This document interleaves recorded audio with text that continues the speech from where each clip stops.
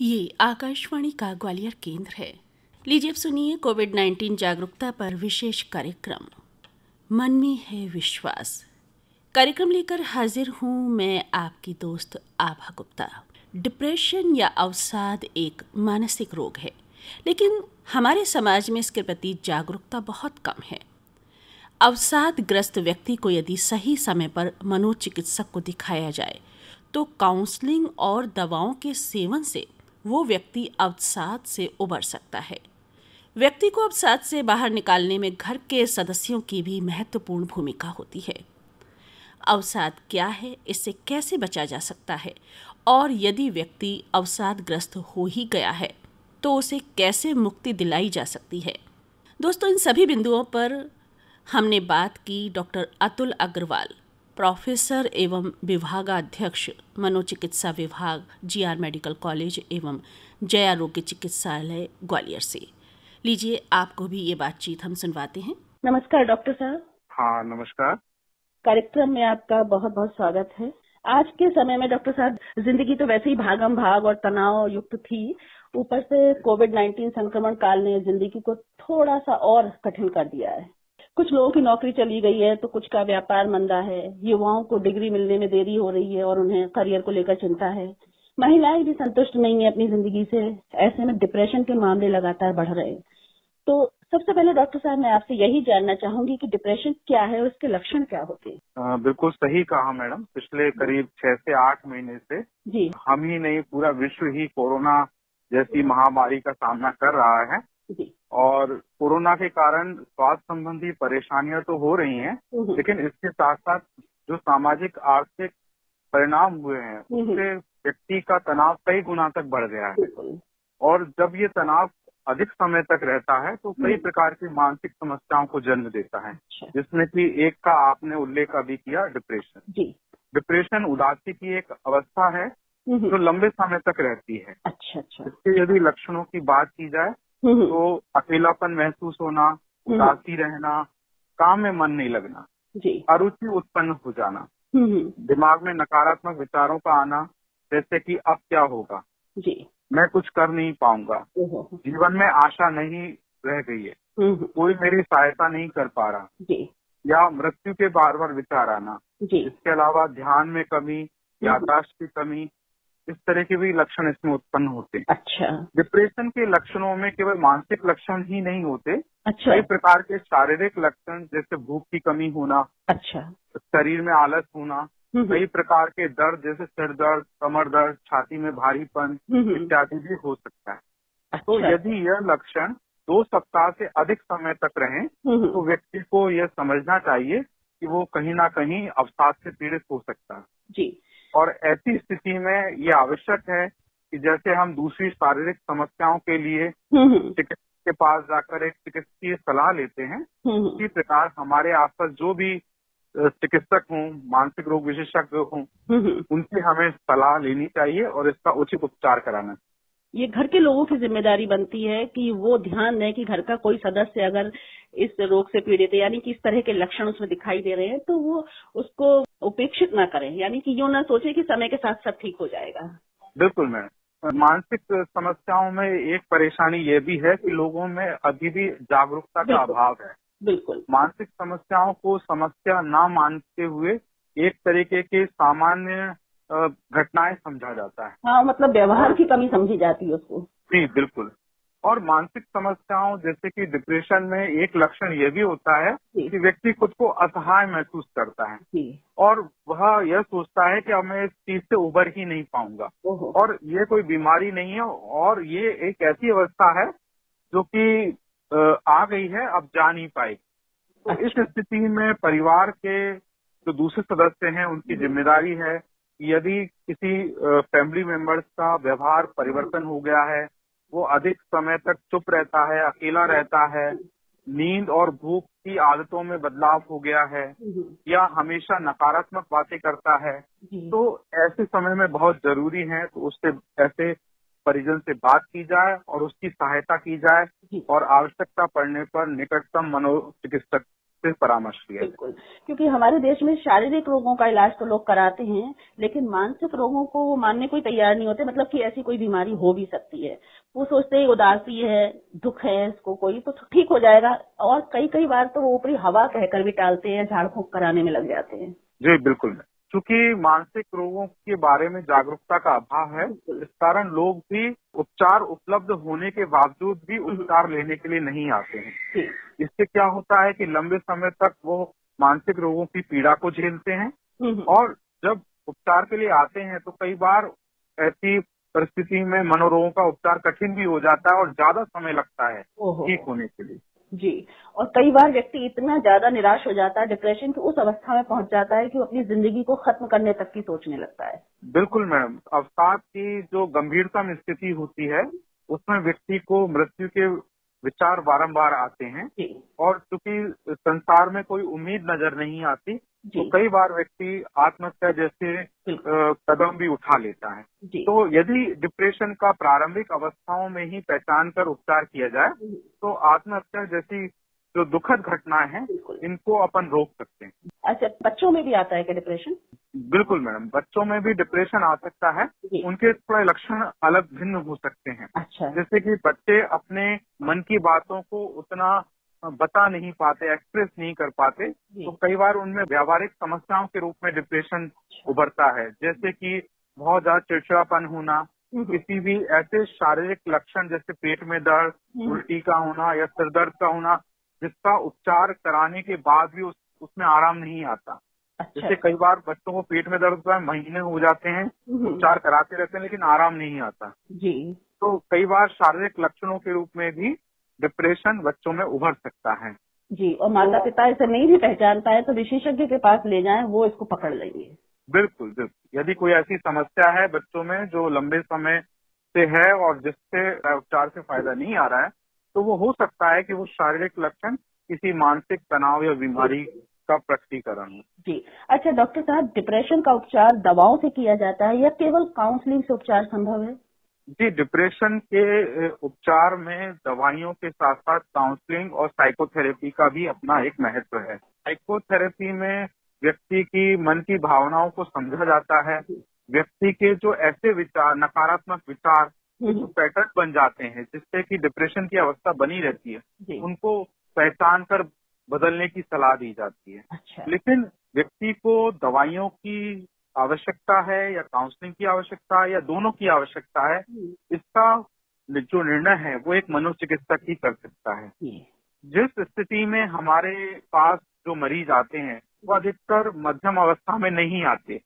जब उनका डिप्रेशन एक तीव्र अवस्था में आ जाता है, गंभीर स्थिति में आता है, तब व्यक्ति इलाज के लिए पहुंचता है। ऐसे में कई बार काउंसलिंग या साइकोथेरेपी से मदद नहीं मिलती। अच्छा। तो उसमें दवाइयों से उपचार अति आवश्यक हो जाता है और दवाइयां काफी प्रभावी होती हैं।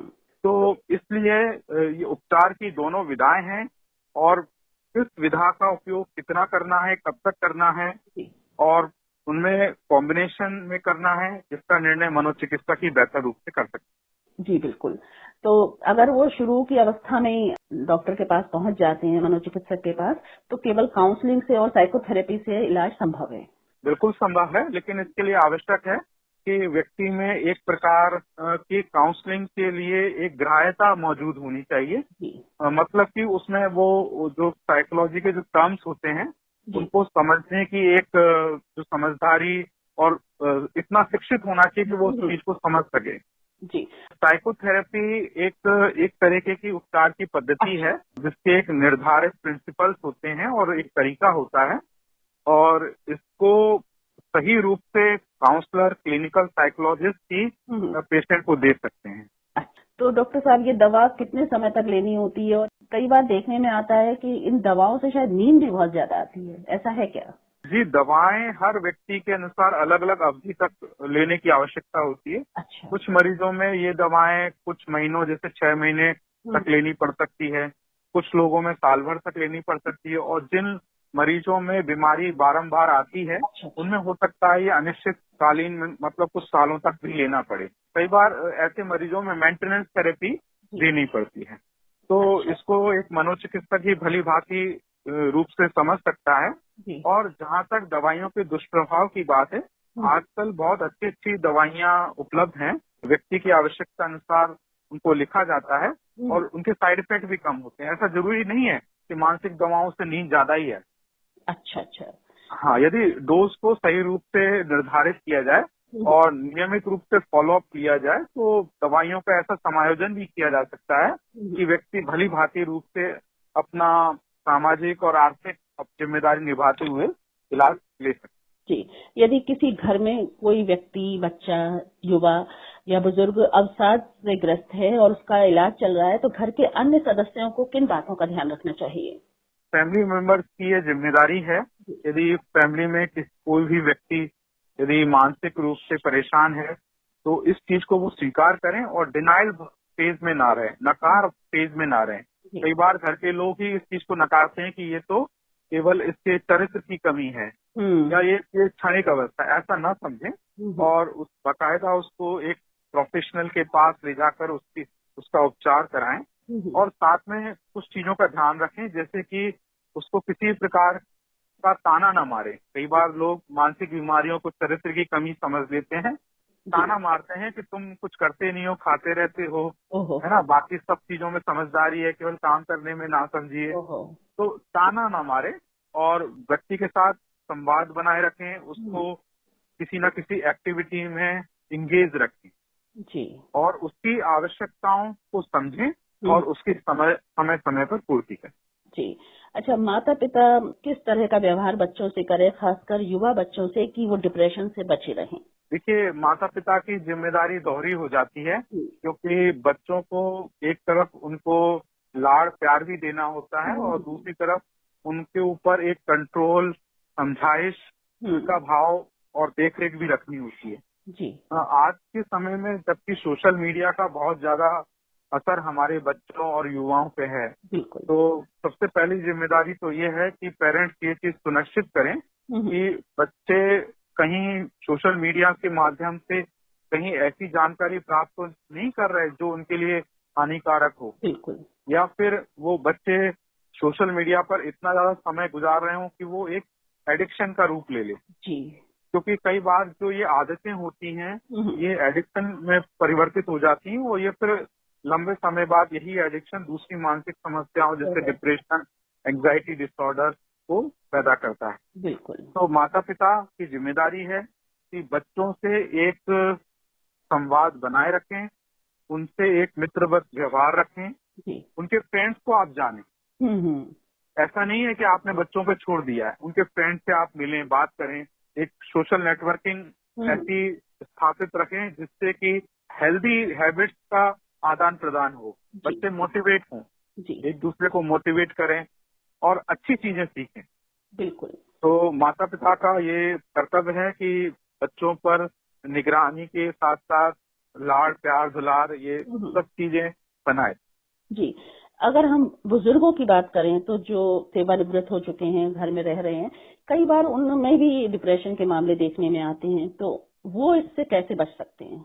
देखिए, आजकल बुजुर्गों में डिप्रेशन की जो दर है वो कई गुना बढ़ गई है। उसका एक कारण ये भी है कि आजकल हमारे जो परिवार हैं वो छोटे होते जा रहे हैं। बिल्कुल। घर में यदि 1 या 2 संतानें हैं और वो जॉब के लिए या शादी के बाद यदि शहर से बाहर चली गई हैं तो बुजुर्गों में एक प्रकार के अकेलेपन की समस्या आ जाती है और अकेलापन मानसिक बीमारियों को पैदा करता है। बिल्कुल। तो इसके लिए जरूरी है कि जो हमारे बुजुर्ग हैं वो रिटायरमेंट के बाद भी अपने आप को अकेलेपन से बचाएं। इसके लिए आवश्यक है कि वो अपने हम उम्र लोगों से संवाद बनाए रखें, अपनी हॉबीज को परस्यू करें। यदि उनकी जो हॉबीज है जो वो नहीं कर पाए हैं उस चीज को वो डेवलप करें। और आजकल टेक्नोलॉजी भी बहुत अच्छी है, बच्चों से संवाद बनाए रख सकते हैं सोशल मीडिया के माध्यम से और इससे बुजुर्ग कई हद तक इस डिप्रेशन से बच सकते। जी बिल्कुल। और कुछ सलाह देना चाहेंगे आप डिप्रेशन से बचने के लिए हमारे श्रोताओं को? देखिए, डिप्रेशन एक मानसिक बीमारी है और इसके कई कारण हो सकते हैं। इसके कुछ बायोलॉजिकल कारण होते हैं, कुछ सामाजिक कारण होते हैं और कुछ इसके मनोवैज्ञानिक कारण होते हैं। इसमें हेरिडिटी तो कोई काम नहीं करती ना? बिल्कुल करती है अच्छा। कई बार जो डिप्रेशन की बीमारी है वो माता पिता से बच्चों में हो सकती है। अच्छा, जरूरी नहीं है, कई केसेस में ये देखने में आया है कि माता पिता में यदि डिप्रेशन है तो बच्चों में डिप्रेशन होने की संभावना कुछ हद तक बढ़ जाती है। अच्छा अच्छा। तो इसके चूंकि कई प्रकार के कारण होते हैं, तो कुछ कारण ऐसे होते हैं जिनकी रोकथाम की जा सकती है, जैसे कि सामाजिक कारण है। जैसे सामाजिक कारण में अलगाव है, अकेलापन है। तो यदि अलगाव अकेलापन होगा तो डिप्रेशन की संभावना बढ़ जाएगी जी। और जिनका जो सोशल नेटवर्क छोटा होता है, जो अधिकतर आउटडोर एक्टिविटीज को इग्नोर करते हैं, या जो लोग सेपरेटेड हैं, डाइवोर्स्ड हैं, तो ऐसे लोगों में डिप्रेशन की संभावना ज्यादा हो जाती है। यदि लोग जिंदा दिली के साथ जिए, हर लम्हे का आनंद लें और अपने आसपास जो सामाजिक सरोकार है उनसे वास्ता रखें, सामाजिक संपर्क बनाकर रखें, दोस्तों का सर्कल रखें, तो शायद डिप्रेशन की अवस्था नहीं। बिल्कुल, रिसर्च में ये भी देखा गया है कि यदि आपके कुछ दोस्त भी अच्छे दोस्त हैं और लंबे समय से आपके मित्र हैं जिनसे आपका संवाद होता रहता है, तो ये भी आपकी इम्यूनिटी को बढ़ाता है, आपकी उम्र को बढ़ाता है। कई बार दोस्तों से हम वो बात कह सकते हैं, अपनी हम उम्र से के दोस्तों से, जो हम अपने माता पिता से नहीं कह पाते, भाई बहनों से नहीं कह पाते, घर में भी नहीं कह पाते हैं। जी बिल्कुल बिल्कुल। सामाजिक जो हमारा संबंध है वो हमारी एक आवश्यकता है। बिल्कुल। तो ये बिल्कुल उतनी ही आवश्यकता है जितना कि हमें दूसरे हमारी भौतिक आवश्यकता है। तो सामाजिक संबंधों को नकारा ना जाए, रिश्तों को एक महत्व दिया जाए और ये भी हमारे लिए एक पोषण का कार्य करता है। बिल्कुल। और आजकल कोविड-19 का जो संक्रमण है उसके कारण सोशल डिस्टेंसिंग की बात की जा रही है, एक दूसरे घर आना जाना बिल्कुल बंद है, लोगों से मिलना जुलना बंद है, लेकिन ऐसे में भी एक संपर्क बनाकर रखा जा सकता है। बिल्कुल बिल्कुल रखा जा सकता है। इस कोविड के समय हमें जो भी गाइडलाइंस हैं जो सरकार के द्वारा दी गई है उनका हमें अक्षरशः पालन करना चाहिए और इसमें फिजिकल डिस्टेंसिंग बनाए रखें और सोशल कम्युनिकेशन को बनाए रखने से हम इस आपदा से जल्दी निकल पाएंगे। फिजिकल डिस्टेंसिंग मतलब 6 फीट की दूरी रखें, संवाद में भीड़ भरे इलाकों से बचें, अनावश्यक दूसरों से मिलने से बचें, लेकिन आप फोन से बात कर सकते हैं और दूसरे माध्यम है, सोशल मीडिया के माध्यम है जिसमें कि हम उनका सदुपयोग करते हुए संवाद को कायम रख सकते हैं। जी, वैसे तो कोशिश ये की जाए कि अवसाद से बचा जाए, लेकिन यदि कोई अवसादग्रस्त घर में होता है तो घर के लोगों की जिम्मेदारी बढ़ जाती है। कई बार घर के लोग ही चिड़चिड़ा जाते हैं उस व्यक्ति पर जो डिप्रेशन का शिकार है, उसे पागल तक कह देते हैं, यार ये तो ऐसा ही है। तो ये थोड़ी सी समस्या को और बढ़ाता है। तो मुझे ऐसा लगता है कि जागरूकता के अभाव के कारण व्यक्ति तो सफर करता ही है, उसके साथ साथ उसके परिजन भी सफर करते हैं। जी बिल्कुल। तो जो व्यक्ति के परिजन हैं वो यदि व्यक्ति को उपचार के लिए ले जाएंगे और नियमित उपचार कराएंगे तो व्यक्ति तो ठीक होगा ही होगा, परिवार में भी एक स्वस्थ माहौल पैदा होगा। जी बिल्कुल, सही बात है। इस बारे में बातचीत की जाएगी और विशेषज्ञों से बातचीत लोग सुनेंगे तो समाज में थोड़ी जागरूकता फैलेगी और समझेंगे कि शारीरिक रोगों की तरह मानसिक रोग भी होते हैं और ये ठीक हो सकते हैं। बिल्कुल ठीक हो सकते हैं और इनका भी उतना ही अच्छा इलाज मौजूद है जितना कि दूसरी शारीरिक बीमारियों का इलाज अब उपलब्ध हो। बिल्कुल। तो डॉक्टर साहब आपका बहुत बहुत धन्यवाद। नमस्कार। मैडम आपका भी बहुत बहुत धन्यवाद। नमस्कार। डिप्रेशन क्या है और उससे कैसे बचा जा सकता है और इसका क्या उपचार हो सकता है, इस बारे में अभी आप सुन रहे थे मनोचिकित्सक डॉक्टर अतुल अग्रवाल से की गई ये बातचीत। श्रोताओ, कोविड-19 जागरूकता का ये विशेष कार्यक्रम मन में है विश्वास आप सुन रहे हैं आकाशवाणी ग्वालियर से। दोस्तों, योग शारीरिक रूप से तो व्यक्ति को स्वस्थ रखता ही है, साथ ही मानसिक रूप से स्वस्थ रहने में भी मददगार साबित होता है। अवसाद, उदासी या निराशा से बचने के लिए योगासन किस तरह से मददगार साबित हो सकते हैं, इस बारे में हमने बात की योग प्रशिक्षिका श्रीमती बीना कुशवाहा से। आइए आपको सुनवाते हैं ये बातचीत। बीना जी नमस्कार। नमस्कार। कार्यक्रम में आपका बहुत बहुत स्वागत है। धन्यवाद। देखिए, योगासन जो होता है वो शारीरिक रूप से व्यक्ति को स्वस्थ रखने में मदद करता है और इसीलिए हमें नियमित योगासन को अपनाना चाहिए। लेकिन क्या उदासी या उत्साह से बचने के लिए भी योगासन मदद करता है, मानसिक रूप से भी स्वस्थ रखता है, इस बारे में हमारे श्रोताओं को थोड़ा सा बताइए। जी बिल्कुल जी। योगा एक ऐसा जो कि आपके मन को, शरीर को और चित्त को तीनों को प्रसन्नचित रखता है।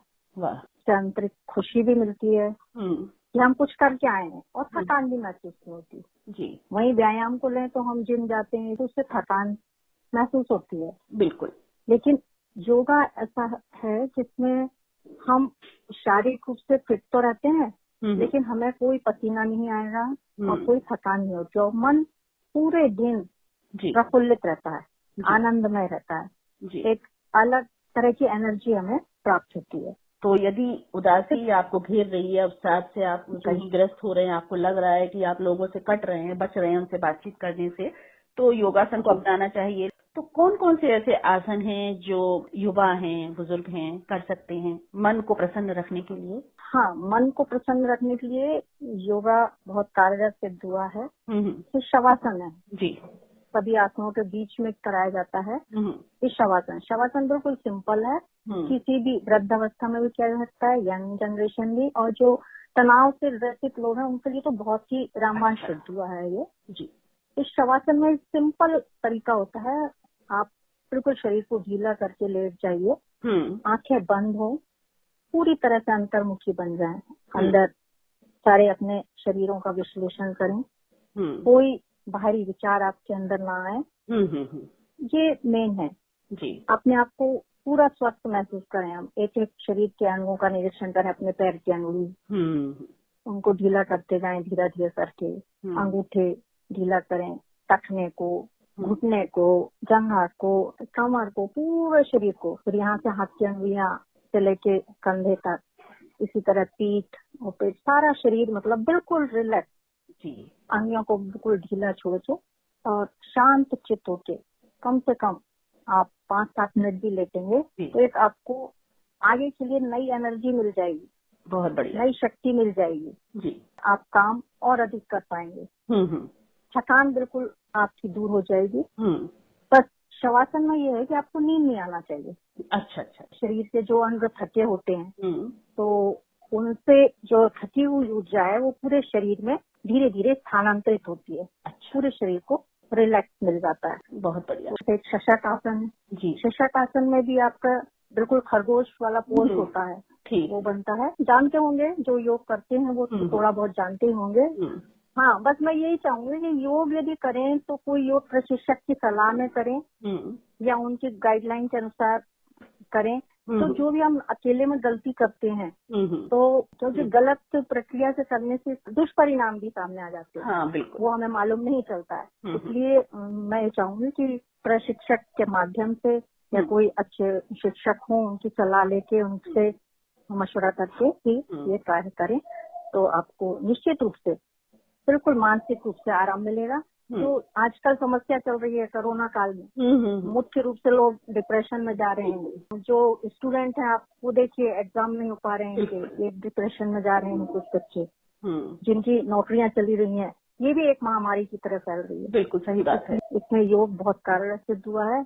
इसके लिए ध्यान बहुत आवश्यक है। ध्यान में भी यदि आप अंतर्मुखी बनते हुए, ध्यान की भी एक सरल और सहज विधि है योग में, जिसको मैं शॉर्ट में पॉइंट्स बता दूंगी कि किस तरह करना चाहिए और किस तरह इससे निजात आप पा सकते हैं। तो पहले तो आप ध्यान के लिए आप स्थिति बनाएं, एकांत जगह हो, शोर शराबा ना हो, ऐसी जगह में अपना आसन लगा के बिल्कुल सिंपल जो भी आसन में आप आलती पालती मार बैठ सकते हैं, सिद्धासन में बैठ सकते हैं और या पद्मासन लगाएं तो बहुत अच्छा।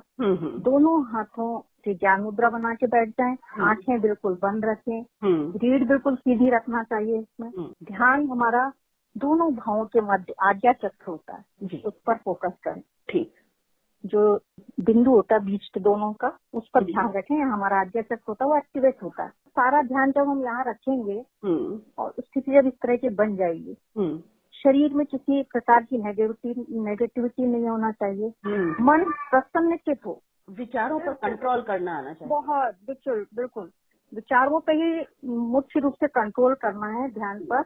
यदि आपने अपने विचारों पर कंट्रोल कर लिया तभी आप इस स्थिति में आने की नौबत ही नहीं आएगी। और यदि आ रहे हैं तो इस तरह से किसी प्रशिक्षक के माध्यम से आप योग के चरणों को सहज योग जो रहता है, ध्यान रहता है, उसे करें और किसी एक चीज पर फोकस करें। या तो आप मंत्र ले लीजिए या कोई ओम ध्वनि ले लीजिए जो कंटिन्यूशन आप उसका जाप करते रहे, पर ध्यान कहीं भटकना नहीं है जी। अपने को उस चीज पर फोकस रखना है और श्वास और प्रश्वास पर ध्यान रखें। बिल्कुल जी। कौन सी सांस किस नासिका से आ रही है, कहीं जा रही है। बस अपना ध्यान जब यहाँ रहेगा तो हमारे अंदर विचार ही नहीं आएंगे कोई किसी तरह के। बिल्कुल, मुझे लगता है कि इस तरह से मेडिटेशन या ध्यान करने से जो छात्र हैं, युवा हैं, उनकी एकाग्रता भी बढ़ेगी। बहुत बहुत बढ़िया, उनको बहुत लाभ होगा। मतलब पढ़ने में भी रुचि जागृत होगी जी। काल चल रहा है जो कोरोना काल से, तो इस तरह से जो नेगेटिविटी आ रही है उनके अंदर, वो उनके पास नहीं आ पाएगी। बिल्कुल, ये जो शवासन है या ध्यान करना है, ये आपने जो बताया है, ये युवा भी कर सकते हैं, मिडिल एज के लोग भी कर सकते हैं और बुजुर्ग भी कर सकते हैं जो घरों में आजकल रह रहे हैं। हाँ, इसके साथ साथ प्राणायाम भी है। प्राणायाम में भी आप श्वासों पर कंट्रोल करते हैं। यदि आपने श्वासों पर कंट्रोल कर लिया, नियंत्रण कर लिया, श्वास आ रही है, जा रही है, गहरी लंबी श्वासें लें, छोड़ें जी, तो एक तो ऑक्सीजन आपके अंदर आती है ज्यादा ऑक्सीजन करने से आपका इम्यून पावर बढ़ा रहेगा, फेफड़े भी मजबूत होंगे। बिल्कुल, मेंटल लेवल जो है बहुत बढ़िया बन जाता है इससे। एक बात और कि नियमित तौर पर ये आसन करनी चाहिए, है ना? बिल्कुल, हाँ, ये बात का ध्यान रखें निश्चित रूप से। और सुबह के समय हो तो ज्यादा अच्छा है जी। और खाली पेट यदि सुबह नहा धो के करें, क्योंकि अपन मंत्रों का भी जाप करते हैं तो एक पूजा जैसी ही हो जाती है। बिल्कुल, हमारा ये शरीर भी एक मंदिर की तरह ही है, इसी तरह पूजना चाहिए ताकि स्वस्थ रहे। उज्जाई प्राणायाम है। उज्जाई प्राणायाम मानसिक रोगों के लिए बहुत लाभदायी है। अच्छा, उज्जाई प्राणायाम विजय प्राप्त कर लेना अपने जीवन का, अपने आप को जीत लेना। हाँ, जीत लेना, ये इसलिए इसका नाम भी इसी तरह का पड़ा हुआ है जी। इसमें एक्चुअल में क्या होता है, अपनी जीभ की ताल का जो तालू है उसकी को पलट लेते हैं। अच्छा, और श्वासों को बिल्कुल जैसे खर्राटे लेते हैं, खर्राटे कंठ से लेके हृदय तक और हृदय से लेके कंठ तक श्वास का विचरण होता है। बहुत बढ़िया। और खर्राटे की आवाज में इसी तरह रहता है। और फिर पेट को थोड़ा सा अंदर की ओर कर लेते हैं श्वास रोक के। अच्छा, इस तरह का उज्जाई प्राणायाम होता है जी। और इसको करने से एक तो मानसिक जो है उस पर प्रवृत्ति पर अच्छा प्रभाव पड़ता है। इससे बीपी भी इसमें बहुत ज्यादा कंट्रोल रहता है। बहुत बढ़िया। और मानसिक रोगियों के लिए तो है ही बहुत अच्छा। तो हम सभी को योगासन को अपनी दिनचर्या का एक हिस्सा बनाना चाहिए और नियमित रूप से योगाभ्यास करना चाहिए, योगासन करना चाहिए, ताकि हम शारीरिक और मानसिक रूप से स्वस्थ रहें, उदासी, डिप्रेशन या अवसाद से बचे रहें। बीना जी, आपने समय निकाला, हमारे कार्यक्रम से जुड़ी और आपने महत्वपूर्ण बातें हमारे श्रोताओं को बताई, इसके लिए आपका बहुत बहुत धन्यवाद। बहुत बहुत धन्यवाद आभा जी, आपने मुझे इसका मौका दिया। नमस्कार। नमस्कार। तो श्रोताओं, अभी आप सुन रहे थे योग प्रशिक्षिका बीना कुशवाहा से की गई ये बातचीत। अपने मानसिक स्वास्थ्य का ध्यान हम सबको रखना चाहिए। किसी भी तरह की मनोसामाजिक सहायता के लिए राष्ट्रीय मानसिक स्वास्थ्य और स्नायु विज्ञान संस्थान की हेल्पलाइन नंबर 084046110007 पर कॉल किया जा सकता है। श्रोताओं, अनलॉक 4 शुरू हो गया है। हमारी जिम्मेदारी और बढ़ गई है। हमें सावधानी लगातार बरतना है। हमें अपने लिए कुछ लॉकडाउन जरूर रखना चाहिए। बिना ज़रूरत घर से बाहर ना निकले, बुजुर्गों और बच्चों का खास ख्याल रखें। यदि बाहर निकलना ही पड़े तो मास्क लगाकर जाएं। सोशल डिस्टेंसिंग का पालन करें। हाथों को समय समय पर सैनिटाइज्ड करते रहें और इसी तरह से हम कोरोना वायरस से बच सकते हैं। और अब मुझे आपसे आज्ञा लेनी होगी। अनुमति दीजिए आभा गुप्ता को। नमस्कार।